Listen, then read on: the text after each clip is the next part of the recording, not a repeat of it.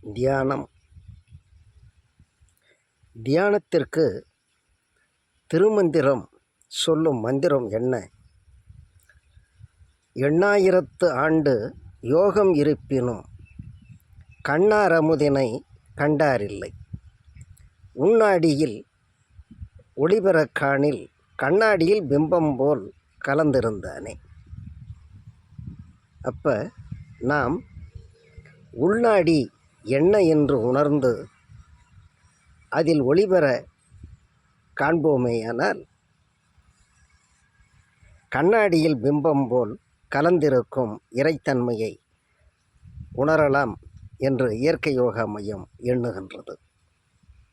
8000 ஆண்டு யோகம் இருப்பினும் கண்ணாரமுதினை கண்டார் இல்லை. உள்நாடியுள் ஒளிபெறக் காணில் கண்ணாடியில் பிம்பம் போல் கலந்திருந்தானே. வாழ்க வையகம், வாழ்க வையகம், வாழ்க வளமுடன்.